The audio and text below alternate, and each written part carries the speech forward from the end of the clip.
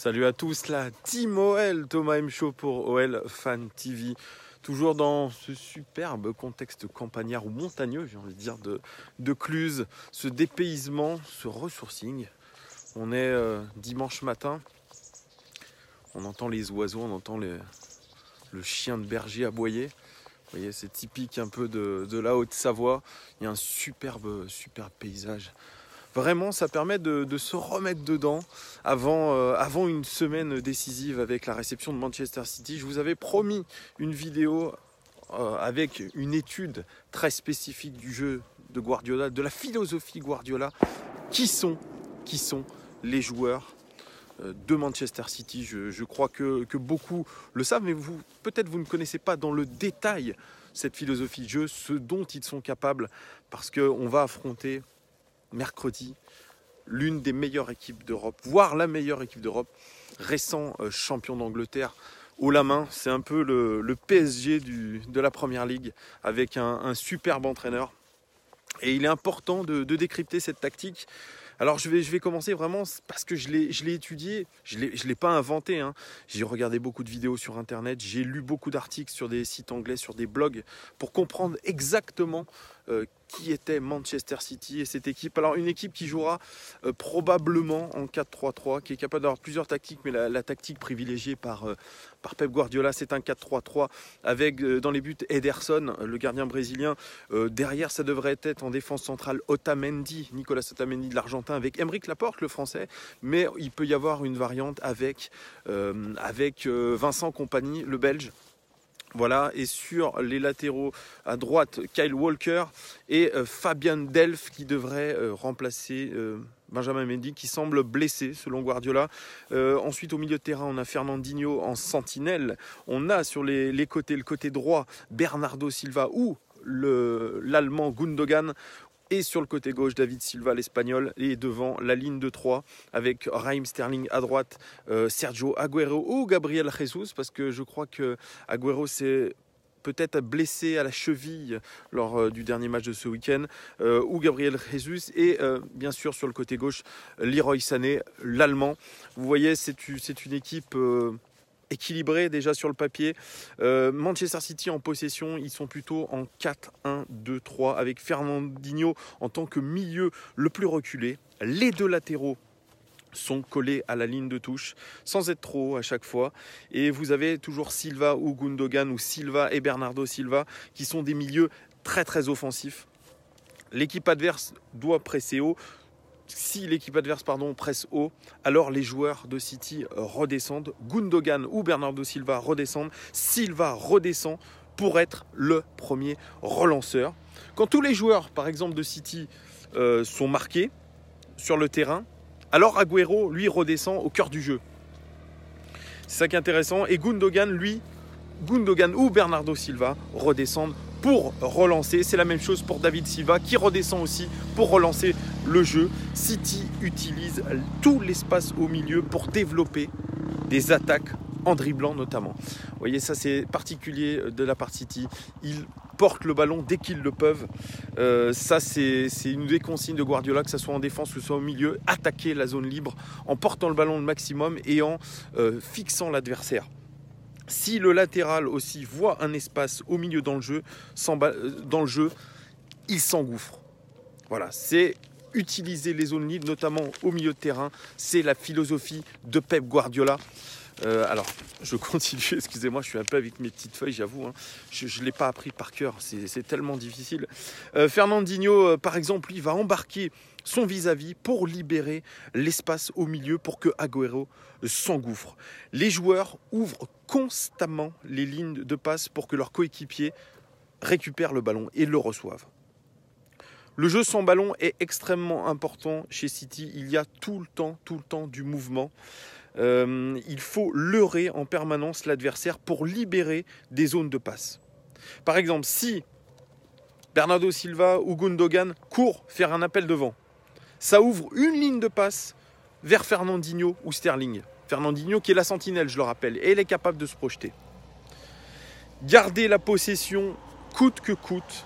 Pour Guardiola, c'est une philosophie dont il ne déroge pas. Garder la possession grâce au tiki-taka. le tiki-taka, c'est ce qu'il avait fait du côté de Barcelone. C'est des triangles, c'est des 1-2 rapides, du contre-pressing. Qu'est-ce que j'appelle contre-pressing? C'est les joueurs de City perdent le ballon, ils ont entre 5 et 10 secondes pour récupérer le ballon avec un pressing collectif. Et vous remarquerez toujours qu'il y a un joueur de City libre dans l'espace et entre les lignes. C'est le cas notamment de David Silva qui adore se mettre entre les lignes pour proposer du jeu vers l'avant. Et quand il ne trouve pas d'espace vraiment au milieu de terrain, il bascule de l'autre côté parce que leurs latéraux et leurs joueurs sont collés à la ligne de touche. Alors la philosophie de Guardiola, il a fait beaucoup d'interviews en début de saison. Il avait une grosse confiance en Benjamin Mendy qu'il trouvait un joueur capable de répéter les courses vers l'avant, vers l'arrière. Et c'est ça qui l'intéresse, c'est que ses latéraux aient un gros volume de jeu. Malheureusement, Mendy semble baisser, même si voilà, c'est un peu flou autour de ce qu'il a dit. Ça sera Fabian Delph, qu'il avait remplacé toute la saison dernière, qui sera sur ce côté. Et Delph est capable aussi d'avoir un gros volume de jeu et d'être capable de sentir aussi les coups quand il revient au cœur du jeu. Voilà, que ce soit une défense à 3 ou 4, la philosophie de Guardiola, c'est faire progresser les joueurs pour qu'ils donnent tout leur potentiel. Il a forcément de nouvelles idées. Ils disent que la base de sa tactique restera toujours la même. Mais il a des nouvelles idées parce qu'il a des difficultés, par exemple, à attaquer quand une équipe est en 5-4-1 et quand les défenseurs défendent trop bas. Et c'est là un axe d'amélioration. Par exemple, il parle de Mauricio Sarri, l'ancien entraîneur de Naples et qui est aujourd'hui l'entraîneur de Chelsea, qui dit: si Sarri attaque en 4-3-3 et presse haut, je vais agir différemment dans ma défense. Vous voyez, il s'adapte vraiment à ce que propose aussi l'entraîneur et l'équipe en face. Il dit: je connais la qualité de mes joueurs, mais je dois aussi connaître la tactique adverse. Donc il va essayer d'étudier la tactique de Bruno Genesio, qui lui-même s'inspire plus ou moins, je dirais moins de la tactique de Pep Guardiola, vous voyez. Il dit que, par exemple, la recrue Riyad Mahrez en provenance de Leicester est un joueur intéressant pour sa polyvalence. Oui, j'en ai pas parlé parce que il est possible aussi qu'il puisse titulariser Mahrez pour son rôle polyvalent dans le jeu. Là, pour l'instant, il n'est pas titulaire, malgré l'absence de Kevin De Bruyne. Vous voyez, mais il compte vraiment sur lui apparemment. Et quand je joue, il prend encore l'exemple de Mauricio Sarri. Il dit: quand je joue contre Mauricio, il tente d'attaquer et non de défendre. C'est-à-dire qu'il préfère jouer contre des équipes qui veulent attaquer, qui ne veulent pas rester avec le bus. C'est ça. Alors ça peut peut-être donner des pistes. Hein. Ça peut peut-être donner des pistes. Je tourne ma page. Il nous dit une chose aussi, c'est qu'il compte sur le jeune international anglais Phil Foden. D'ailleurs, Phil Foden qui était pressenti pour jouer hier contre Fulham, il n'a pas joué. Il s'en est excusé. Il était déçu pour lui de ne pas le faire jouer parce qu'il a dû changer ses plans à cause de la blessure de Agüero. Il dit que Phil Foden est un joueur extrêmement intelligent et rapide. Donc il lui fait confiance. Il parle aussi de Gundogan. Alors Gundogan n'était pas titulaire contre Fulham, mais moi je le pressens quand même. Peut-être contre nous. Gundogan, il dit que c'est un des joueurs qui sent le plus le jeu. Il donne le tempo et il sait donner le ballon au bon moment. Il parle aussi de John Stones, le défenseur central, parce que j'ai parlé de Vincent Kompany. Il y a aussi John Stones, qui pour lui est un véritable défenseur central. Et il dit que dans sa philosophie, quand on fait circuler le ballon de droite à gauche, en retrait, cela désorganise la défense adverse. Et c'est ça qu'il veut faire Guardiola. C'est sa philosophie vraiment de bouger le bloc adverse de manière à qu'il perde complètement les pédales et qu'il se désorganise. Par contre, il dit une chose: si on perd le ballon, la contre-attaque adverse est inévitable et c'est là où il faut rester solide. Par exemple, contre un bloc bas, parce que l'OL peut avoir envie de faire un bloc bas. Il dit que la seule solution, parce que nous on cherchait aussi cette solution, que faire face au bloc bas? Eh bien, la solution de Guardiola, c'est déjà être écarté au maximum sur le terrain. Être écarté. Tous nos joueurs doivent être écartés et au bon moment attaquer avec des courses dans le dos. C'est pour lui la seule solution face à des blocs bas. Et lui, il dit que la structure défensive doit suivre la structure offensive, doit suivre la structure défensive. C'est une équipe qui est tout le temps en mouvement et en mouvance. L'équipe doit, lui, il parle finalement d'un terme qui est assez incroyable. Il dit: l'équipe doit voyager ensemble. C'est exactement sa philosophie. Elle doit voyager ensemble. C'est une équipe, ce ne sont pas une addition d'individualités. Ouais, moi je trouve ce terme plutôt beau. Et tout à l'heure, je vous parlais de contre-pressing, à la perte de balle, récupérer le ballon en moins de 10 secondes. Lui, il dit que la seule solution pour avoir un contre-pressing efficace, c'est que les joueurs soient le plus près les uns des autres. Il parle notamment du fait que Kyle Walker, enfin c'est Kyle Walker plutôt qui dit qu'il doit être dans ces phases-là à moins de 3 mètres de Fernandinho, sa sentinelle. Vous voyez, tout est extrêmement précis avec Pep Guardiola. Il y a un travail aussi spécifique sur les latéraux. Donc, je vous parlais de Kyle Walker. Et là, ça sera forcément Fabian Delph. Il dit que c'est la clé de voûte, les latéraux de son système. Ce doivent être des joueurs énergiques qui font sans cesse des allers-retours.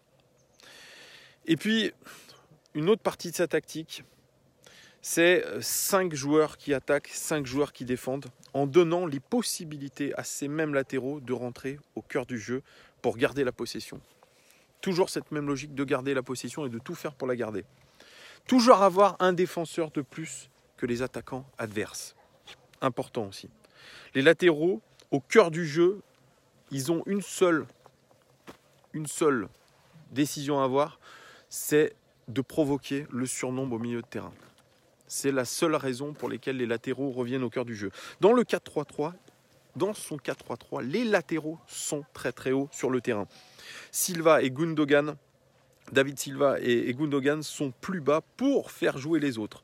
Fernandinho restera toujours en sentinelle devant la défense. Par exemple, Bernardo Silva et Sterling jouent très haut pour leurs attaquants de pointe, Jesus ou Agüero. Voilà, ils ont finalement cette ligne d'attaque qui est toujours au service de leur pointe, de leurs joueurs de pointe. Jouer, je pense, avec un double pivot, ça sera peut-être la solution avec un Touzard qui redescend pour nous. C'est la solution peut-être, c'est une des solutions. En défense centrale, Lucas Touzard doit redescendre en défense centrale et nous avons par exemple un Tanguy Ndombele qui est capable d'attaquer l'espace libre. Nos ailiers aussi, qui reviennent au cœur du jeu pour créer le surnombre. Ça aussi, c'est important. Ça, on est capable de le faire. Il faudra faire attention pour l'Olympique Lyonnais à l'isolement de Moussa Dembélé s'il est titulaire. Surtout ne pas l'isoler sur le front de l'attaque. Et attention aussi à ces ballons longs qu'on risque de vouloir faire. Ces ballons longs qui sont hasardeux. On va vouloir peut-être refuser le jeu et sauter les lignes. Par contre, voilà. Ça sera avec de la précision. S'il n'y a pas de précision, ça va être du pain béni pour City. Néanmoins, un bloc bas, c'est la possibilité. Avoir un bloc bas pour l'OL, c'est la possibilité pour City de contre-presser, car leur ligne de défense est quasi devant la surface de réparation adverse. C'est ça qui est impressionnant. C'est leur solution vraiment face à un bloc bas, c'est qu'ils ont leur ligne d'attaque et de défense qui sont à moins de 30 mètres. C'est impressionnant, c'est très très impressionnant. Ça fait vraiment... c'est un bloc, quoi. C'est un véritable bloc, mais extrêmement haut. City défend dans une défense en zone orientée. C'est comme ça qu'appelle Guardiola. Il presse en zone avec des couvertures constamment des lignes de passe. Pour garder le score, parce que peut-être que Guardiola aura regardé le score, on espère tous on espère... Je suis complètement perdu. On espère que Guardiola n'aura pas à faire ça. Mais pour garder un score, Guardiola peut sortir un attaquant. C'est ce qu'il a fait ce week-end contre Fulham. Il peut sortir un attaquant pour mettre un défenseur supplémentaire et faire jouer Silva en faux neuf avec Raheem Sterling ou Leroy Sané qui tourne autour. Ça, c'est une de ses tactiques favorites pour garder le score. La solution... Pour nous, il y a une solution, c'est la pression immédiate et collective sur le porteur de balle. La tactique qui a été mise en place par Liverpool, qui a gagné l'année dernière dans un match incroyable, 4-3, elle a été à base d'un pressing extrêmement intense et avec un milieu plus bas que tous les autres. Par exemple, Touzard devra rester plus bas que tout le monde. Mais c'est ce qu'il fait habituellement et c'est ce qu'a fait Fernandinho aussi de leur côté. Il va falloir être capable de presser haut avec une grosse intensité. C'est ce qu'a fait Liverpool. Serrer de très près les latéraux, même quand ils viennent au cœur du jeu ou plus bas. Jouer long pour récupérer les seconds ballons. Je vous disais qu'il ne fallait pas être hasardeux sur le jeu long. Par contre, On peut balancer devant, mais par contre, il faudra être là à la retombée du ballon et mettre de l'intensité, ce qu'on n'est pas capable aujourd'hui de faire. Il faut faire aussi de la part de notre ligne d'attaque, nos attaquants doivent faire un gros travail défensif. Ils doivent redescendre constamment pour bloquer Gundogan ou David Silva ou Bernardo Silva. Il faut redoubler d'intensité dans le pressing, jouer très vite et avec justesse vers l'avant en contre-attaque. Voilà, on le dit depuis le début, notre style de jeu, c'est des contre-attaques, c'est des joueurs rapides. Voilà, il va falloir être précis devant, provoquer absolument des fautes de leur défense. Ils ne sont pas invincibles, City, ils ont des faiblesses et on doit provoquer ces faiblesses. City, c'est par exemple l'équipe qui a pris le plus de points dans les 10 dernières minutes de jeu. Ils ne lâchent jamais rien, même quand ils sont menés au score. Ils gardent leur philosophie de jeu, c'est ce que Guardiola leur dit. Rien n'est jamais fini, ils sont toujours concentrés. Il faudra aussi être audacieux. Trouver de l'espace autour de Fernandinho. Oui, il y aura de l'espace autour de leur sentinelle Fernandinho. Nos attaquants doivent absolument faire coller leurs latéraux à la ligne de touche. Et ensuite, récupérer le ballon pour lancer les contre-attaques. Il faudra jouer, je le répète, vite vers l'avant et trouver de la verticalité. Beaucoup de verticalité. Il y aura aussi une possibilité de jouer entre Fernandinho et les deux défenseurs centraux. Et entre le gardien et les deux centraux. C'est ce qu'on appelle les zones incertaines. On devra jouer dans ces zones incertaines, centrer, ce qu'on n'est pas capable de faire non plus, mais essayer de centrer au maximum dans ces zones incertaines pour leur faire commettre des erreurs. Et vous savez, la philosophie de Guardiola, j'en parle un peu depuis pratiquement 16 minutes, c'est du jeu de position. Il faudra essayer de les écarter de leur position de base. Les déjouer, c'est les écarter de leur position. Et puis je finis sur la rencontre de ce week-end que j'ai regardé aussi, Manchester City contre Fulham. City a régalé 3-0. 3-0. Ça a été pour eux pratiquement une formalité. Avec un 4-3-3 que je vous ai cité. Alors, ce que j'ai repéré, c'est qu'il faudra faire attention à la perte de balle au milieu de terrain. Les transitions en contre-attaque sont hyper rapides du côté de City. Et Fernandinho, qui est la sentinelle, est la plaque tournante. C'est un organisateur de derrière. Il est très très fort. Il faudra faire attention aussi, comme je l'ai dit, à Kyle Walker et Fabian Delph. Kyle Walker qui rentre souvent intérieur. C'est classique du côté de City. Mais vous voyez, leurs latéraux, regardez le nombre de ballons récupérés. Walker, il a récupéré 11 ballons. 4 interceptions pour lui. Fabian Delph, c'est 8 ballons récupérés, 3 interceptions. Vous voyez, ce sont les records côté City dans le match. Leurs latéraux sont très forts. Fabian Delph, lui, il porte le ballon dès qu'il peut pour ensuite servir dans la profondeur. Il fixe en permanence. Si on leur laisse de l'espace, il fixe. Attention aussi aux projections de Bernardo Silva. Agüero, lui, on a pu voir hier qu'il décrochait beaucoup. Très très libre.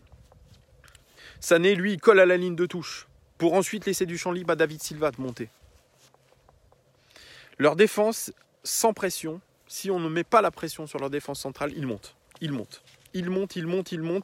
prennent beaucoup de risques à la relance en portant la balle. Ça sera à nous de les bloquer au milieu de terrain, trouver le moyen de les bloquer, ensuite de partir en contre-attaque.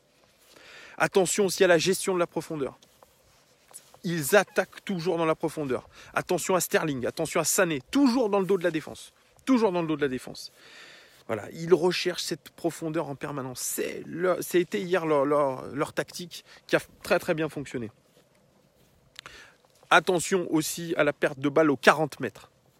La récupération de Bernardo Silva, qui hier a fait 5 passes clés quand même dans le match, c'est le record côté City dans le match.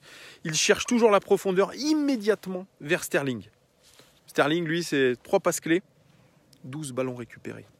Sterling, leur attaquant droit a récupéré 12 ballons. Vous voyez la pression que mettent les attaquants sur la défense adverse? C'est impressionnant. Fernandinho, lui, je le répète, c'est une plaque tournante. Il cherche toujours à verticaliser le jeu. Il verticalise dès qu'il peut. Et ça fait toute la différence. 2 passes clés pour lui. Et puis, il faudra absolument bloquer leur première relance. Voilà. La première relance doit être bloquée. Peu importe. Il faut un gros pressing. Ne pas les laisser jouer. Il faudra jouer. Il faudra être très fort, je pense, dans le jeu sans ballon. C'est évident. Ne pas chercher peut-être à leur prendre la possession, mais être très bon dans le jeu sans ballon. Ça veut dire la multiplication des courses. On sait que l'OL a été très faible dans ce domaine-là ce week-end contre Caen.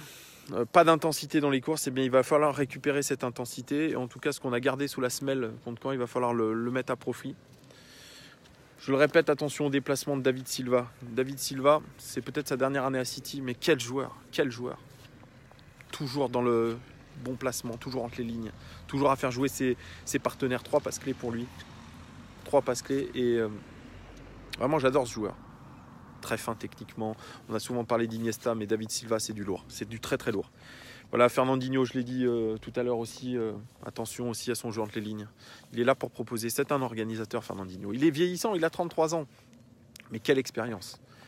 On peut peut-être jouer sur son manque de vitesse aussi à Fernandinho. Il n'est pas très rapide. Il voit le jeu avant les autres, mais il n'est pas très rapide. Donc c'est à nous de mettre ce pressing-là. Walker aussi, il faut pas lui donner trop de liberté, Kyle Walker. Il prend énormément son côté. C'est sa manière de jouer. Kyle Walker, il a pris énormément de coffres. Moi, j'ai vu une de ses interviews et je le trouve extrêmement posé dans ce qu'il dit. Et il connaît parfaitement son rôle de latéral sous Guardiola. Voilà les gones, c'est un peu long cette vidéo, j'espère qu'elle n'a pas été trop hasardeuse. Bon, bien évidemment, je ne connaissais pas par cœur, je m'en excuse. Mais vous voyez, vous avez ces pistes, vous connaissez un peu mieux maintenant la tactique Guardiola. Je crois que si Bruno Genesio et son équipe ont fait une belle recherche sur Internet, sur la philosophie Guardiola, il y a des pistes. Mais encore une fois, il faut insuffler à notre équipe cette envie. Je pense qu'ils l'auront cette envie. Ils l'auront cette envie. Parce que c'est la Ligue des Champions, parce qu'on joue face à une des meilleures équipes d'Europe. On n'a pas besoin de faire de grands discours pour motiver les joueurs. Là, les joueurs sont extrêmement motivés. Par contre, il faudra être une vraie équipe et presser collectivement. Moi, je pense que contre City, si on veut gagner, il faudra réaliser la même performance que celle qu'on a faite face au Paris Saint-Germain il y a 2 ans de ça. Où on avait réalisé un énorme pressing de la première à la 90e minute. Certes, avec des temps faibles. On a toujours des temps faibles. On ne peut pas presser pendant 90 minutes à fond. Mais on doit être constant dans ce pressing. Alors, l'Olympique Lyonnais n'a pas 150 000 choix à faire. Ça sera à Bruno Genesio aussi de mettre les bons hommes sur le terrain. Mettre du physique, mettre de l'intensité. Peut-être titulariser Moussa Dembélé pour qu'il soit un véritable pivot et arrêter peut-être pour lui de revenir au cœur du jeu pour récupérer le ballon. Non, rester devant en tant que pivot. Voilà, ça sera intéressant de voir quelle tactique va mettre en place Bruno Genesio. Est-ce qu'il va rester sur son 4-2-3-1 ? Est-ce qu'il va faire un 4-3-3 pardon.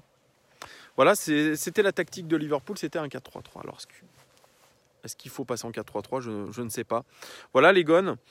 Dites-moi ce que vous en avez pensé de cette vidéo. Qu'est-ce que vous pensez de la philosophie Guardiola ? Est-ce que vous pensez très sincèrement qu'on a une chance même de récupérer un match nul contre eux ?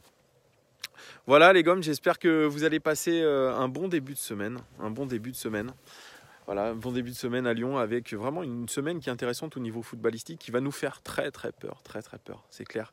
Mais voilà, Manchester City arrive mercredi et dimanche on reçoit Marseille. Voilà, ça va être intense au niveau des émotions, on espère vibrer et on espère qu'on va repartir de l'avant.